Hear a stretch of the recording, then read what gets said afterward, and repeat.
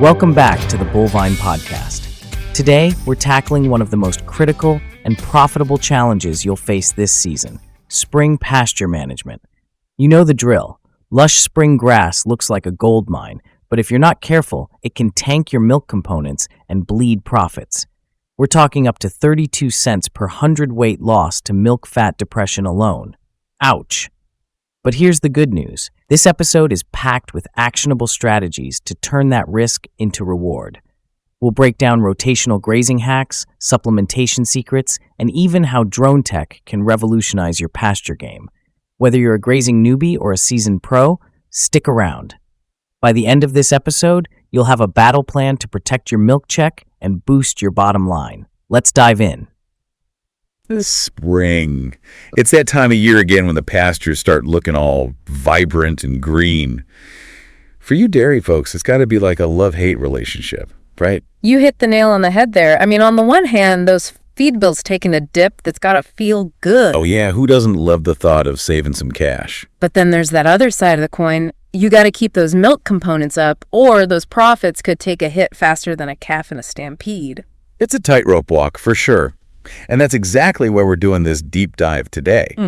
We're talking spring grazing, but we're going way beyond the basics. We're getting into the nitty-gritty, the strategies that work, and even some of the newfangled tech that can make a real difference on your operation. We're not going to sugarcoat it. Transition into spring pastures can be a real challenge, but it can also be incredibly rewarding when you get it right. That's right.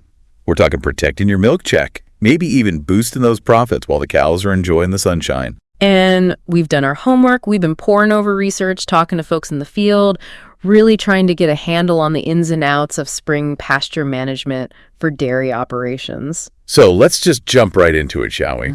Let's talk about that critical transition period when you first let the cows out onto those spring pastures. Yeah, for a lot of folks, we're looking at April and May. But of course, it depends on where you are. Exactly. You got those drier areas. They might be seeing green as early as February, and some organic operations might hold off till mid-April. Right. Got to make sure those conditions are just right. But no matter when it happens, it's a huge shift for the cows. I mean, think about it. They've been on those consistent winter rations, and suddenly, bam, it's like a whole new world of food. One of the sources we looked at called it a metabolic minefield. Oh, yeah, that's a good one. It's like they traded in their carefully balanced meal plan for an all-you-can-eat salad bar.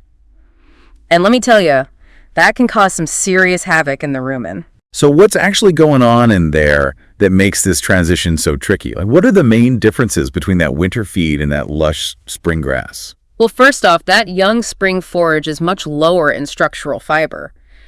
That's the roughage that keeps the rumen working right. So it's like taking away the scaffolding that holds everything up. Exactly. And at the same time, you got those sugars skyrocketing. Oh, yeah, all that sweetness. And on top of that, we're talking a ton of moisture, like 75 to 85%. They're practically drinking their salad. I see where this is going. That's got to be a recipe for some digestive upset. You got it. All those sugars fermenting super fast, overwhelm the rumen, and before you know it, you got that rumen pH plummeting. That's what we call subacute rumen acidosis, or SARA for short. That doesn't sound good. It's a silent killer. It might not show up right away, but it can really mess with milk production, both fat and protein. And let's not forget about those unsaturated fats and all that lush new growth. Oh, yeah. I know that can affect milk fat, but I'm not sure I fully get why. Could you break it down for us? Sure. So you got these unsaturated fats that are just hanging out in the rumen. Right. They come in with that fresh grass. And normally, the microbes in the rumen would convert those unsaturated fats into saturated ones. It's a process called biohydrogenation. Okay, so far so good. But when you get this sudden influx of unsaturated fats from the spring grass, the whole system gets overloaded, and these intermediate fatty acids start to build up. And guess what? Those little guys, they're the real culprits. They go and mess with milk fat synthesis. So that's how you get those huge drops in butterfat, sometimes as much as 50%. It's like the lush grass is sabotaging the milk from the inside out. Pretty much. And then you add the high moisture content to the mix. Oh, right, all that water. The cows are filling up on water, but they're not getting enough of the good stuff, the fiber, the energy, all the things they need to produce high-quality milk. So it's like they're eating empty calories. Kinda, yeah. And all that together just increases the risk of that SARA even more. It's like a domino effect, one problem leading to another. And it sounds like those rumen problems can have some pretty wide-ranging effects on the cow, not just on their milk. Absolutely. We're talking body condition, fertility issues, the kind that make you want to pull your hair out, and even hoof problems. Yikes, that's a lot to deal with. And then there's the whole mineral imbalance thing. Right, that's another thing I've heard about. You got all that potassium in spring grass, but it's low in magnesium. And what does that mean? Increased risk of grass tetany. Grass tetany, that's the one that can be really dangerous, right? It can be deadly, yeah. So you got to be careful. So it's not as simple as just letting the cows out to graze. There's a whole lot of things to think about. You got that right. But don't worry, it's not all doom and gloom. There are definitely ways to manage this transition and make sure your cows are healthy and productive. Okay, so let's get to the good stuff. What are some of the top grazing management strategies that can help farmers get this right? Well, the most important thing is to transition gradually. Don't just throw those cows out there and expect them to handle it. Ease them into it. Makes sense. Exactly. Give them 2 to 3 weeks to adapt. It's like switching up a factory's production line. Got to give those rumen microbes time to adjust to the new material. So, practically speaking, what does that look like? Start with just a couple hours of grazing each day and keep offering them some dry hay alongside the fresh grass. So they're getting a bit of both. Right. That dry hay provides the fiber that the young grass is missing, helps keep those rumen microbes happy. Okay, that's a good starting point. Yeah. Now, what about rotational grazing? Oh, that's a game changer. I've heard good things about it. It's not just a good idea, it's essential, especially in the spring. You divide up your pastures into smaller paddocks and move the cows every 12 to 24 hours. Wow, that's frequent. Why so often? It's all about maximizing grass utilization. You don't want the cows picking and choosing, wasting good forage. Rotational grazing helps you get the most out of your pasture. In fact, you can boost grass utilization by about 20% compared to continuous grazing. 20%? That's like getting free feed. It really is. And in early spring, I actually recommend grazing those cool season pastures pretty closely, leaving about 2 inches of stubble. Really? Wouldn't you want to leave more for them to eat? It seems counterintuitive, but trust me on this one. Grazing it down like that encourages the grass to grow back thicker, which means more forage later on. Okay, I'll take your word for it. But how do you know if you're actually leaving that 2-inch stubble? Here's what I want you to do. Tomorrow, go out there and walk your pastures. Take a stroll. And take a good look at that residual grass height after the cows have been through a paddock. If you're consistently seeing less than 4 centimeters, that's about 1.5 inches, you got to make some adjustments. Like what? Maybe start buffer feeding with some hay. Your cows might be grazing too low, and that's not good for the long-term health of your pasture. Good to know. Now, we have a table here about optimal grazing heights for different forage types. Could you walk us through that? Sure thing. So let's start with perennial ryegrass, pretty common one. You want to begin grazing when it's about 8 to 10 centimeters tall. That's 3 to 4 inches, and then graze it down to about 4 to 5 centimeters. That keeps the ryegrass happy and coming back strong. For tall fescue, you can let it get a bit taller, around 15 to 20 centimeters, but aim for a higher residual of 5 to 7 centimeters. This helps prevent it from getting too stemmy. And for legume mixes, you're looking at starting grazing at 15 to 25 centimeters and leaving a residual of 7 to 10 centimeters. That protects the crown of the plants and ensures good regrowth. So there's really a science to it. It's not just a one-size-fits-all approach. Nope. You got to know your forages and manage them accordingly. And another thing to keep in mind is that pre-grazing cover, how much forage is there before the cows even get to it. You want to have at least 1,600 kilograms of dry matter per hectare. This makes sure the cows have enough to eat and helps maintain good pasture health. And whatever you do, don't go over-fertilizing that young grass. It might seem like a good idea to boost growth, but it can actually make milk fat depression worse. So more fertilizer isn't always better. Not in this case. And here's another myth I want to bust. Taller grass doesn't always mean better nutrition. Yeah, I've heard that one too. If that grass gets too tall and lush, it can be loaded with sugar and low in fiber. That's a recipe for disaster in the rumen. So it's not about how much grass there is, it's about the quality of that grass. Bingo. Now let's talk about something that can really take your grazing game to the next level. Regenerative grazing. Regenerative grazing. That's a hot topic these days. It's more than just a buzzword, though. It's about building soil health, making your pastures more resilient, and ultimately boosting your profits. I like to think of the soil as your retirement account, and those roots are like compound interest. I like that analogy. So how is regenerative grazing different from regular rotational grazing?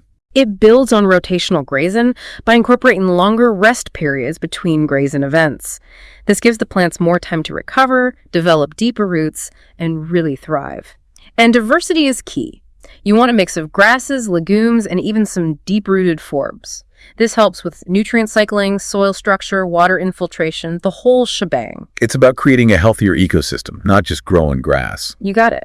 And there are real-world examples of this making a difference. I heard about this dairy farmer in Wisconsin who switched to regenerative grazing, and he cut his feed costs by 30%. He was practically printing money in his pastures, and the research backs it up. 30%. That's incredible. Do you have any other data on the impact of regenerative grazing? Oh yeah, we got a whole table here. Studies show that extending those rotational grazing cycles to 10 to 12 days can bump up milk fat by about 0.22% and milk protein by 0.12%. And you're looking at feed cost reductions of 18 to 22%. Not too shabby. Now, if you really want to see some impressive results, diversify those pastures. We're talking milk fat increases of around 0.35%, milk protein up by 0.18%, and feed cost reductions of 25 to 30%. So plant diversity really pays off. It does. And don't forget about those strategic rest periods. Those can also improve milk components and save you money on feed. It's amazing how much impact grazing management can have on the whole operation. It really is. And when you manage your pastures right, you end up with forage that's more nutritious and more palatable. The cows love it, they eat more, and they produce more milk. It's a win-win. Makes perfect sense. Now, even with the best grazing management, there are times when you need to supplement, especially during that spring transition. You're absolutely right. Sometimes that pasture just can't keep up with the demands of those high-producing cows. But here's the thing. Supplementation should be strategic. Not just throwing some extra feed at them. Exactly. It's about identifying the gaps and filling them in a way that makes sense for your operation and your bottom line. So where should farmers focus their supplementation efforts in the spring? One thing I always recommend is rumen-protected amino acids, or RPAAs. RPAAs. Yeah. Specifically, methionine and lysine. These are essential for milk production, but they can be limited in pasture-based diets. And how do these RPAAs work? They sound pretty high-tech. They are, but they're also pretty simple. Basically, they're coated so they don't get broken down in the rumen. They bypass all that and go straight to the small intestine where they get absorbed. This allows the cow to use those amino acids much more efficiently, which means more milk protein and potentially even a bump in milk fat. It's like a precision delivery system for nutrients. That's a good way to put it. And we got some data here on rumen-protected fats, which can also be really helpful. Yeah, let's talk ROI. That's what farmers really care about, right? You bet. So, looking at projections for 2025, one product, MegaFat 88, could increase milk yield by almost 2 liters per day and bump up fat percentage by about 0.25%. That's a projected ROI of around 49% with a break-even point in about 2 months. Not bad at all. Another product, Megalac, is looking even better. Milk yield increase of over 2 liters per day, a fat percentage increase of 0.35%, and an ROI of 83% with a break-even point in just over a month. Wow, those are some compelling numbers. And then you got ground corn, which is a more traditional supplement. It can increase milk yield, but it might actually lower fat percentage and has a lower ROI. So it's really important to choose the right supplement for your goals. And it's all about balancing that energy and protein intake, right? Exactly. Spring grass tends to be high in protein, but can be lacking in energy, so you got to make sure you're providing enough energy to keep the rumen functioning properly. And sometimes a simple energy supplement like corn can be more cost-effective than a fancy protein supplement. It all depends on your specific situation. It sounds like there's a lot to consider when it comes to supplementation. There is, but it's worth taking the time to get it right. And let's not forget about the role of technology. Right, we have to talk about drones. Ah, yes, the drones. It's like something out of a sci-fi movie, drones flying over pastures. I know, it sounds kind of futuristic, but it's becoming more and more common, and for good reason. These pasture monitoring drones can give you a whole new level of insight into your grazing operation. So what can they actually do? Well, for starters, they can provide high-throughput imagery of your entire grazing area. They can basically map out the whole thing and show you exactly how much grass is out there and how evenly the cows are grazing. That's got to save a lot of time compared to walking the pastures yourself. Oh yeah, it's way more efficient. And they don't just take pretty pictures, they actually collect data that can help you make management decisions. So how does that work? These drones have special sensors that capture all sorts of information about the pasture, the height of the grass, the density, even the biomass. Biomass, that's like how much actual feed is there, right? Exactly. And they use fancy software and algorithms to turn those images into actual measurements and estimates. So it's not just a visual assessment, it's real data. And the accuracy is pretty impressive. Studies have shown that these drone-based estimates are highly correlated with actual ground measurements. So you can really trust the data they're giving you. You can.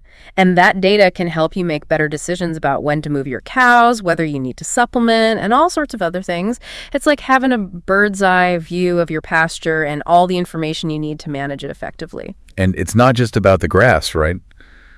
Drones can help with herd management too. You bet. They can help you find stray animals, monitor for estrus, check on calving cows, and even make sure your water sources are working properly. They're like little aerial cowboys. Pretty amazing stuff. So we've covered a lot today. To wrap things up, we've got 8 spring pasture profit commandments. Yeah, let's go through them. These are like the golden rules of spring grazing. Commandment number 1, transition gradually. We talked about that. Ease those cows into it. Give those rumen microbes time to adjust. Number 2, rotate aggressively. Frequent paddock moves are key, especially in the early spring. Keep those cows moving and make sure they're getting the best quality forage. Commandment number 3, monitor milk components daily. Those milk fat and protein percentages are your early warning system. Keep a close eye on them and make adjustments as needed. Number 4, buffer feed strategically. Offer some dry hay before turnout to help stabilize that rumen pH and prevent problems. Number 5, supplement smartly. Consider using rumen-protected methionine to support milk fat synthesis. Number 6, measure pasture weekly. Use a plate meter or a drone to track your dry matter and adjust your grazing rotations accordingly. Commandment number 7, diversify pastures.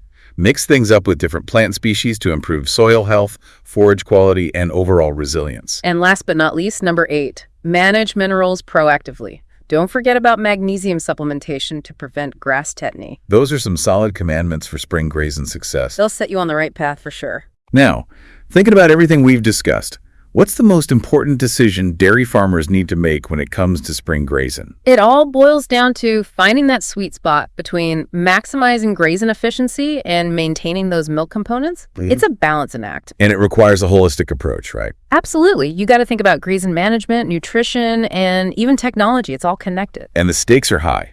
We're talking real money here. You got it. That milk component depression can cost you anywhere from 18 to 32 cents per hundredweight. That adds up fast.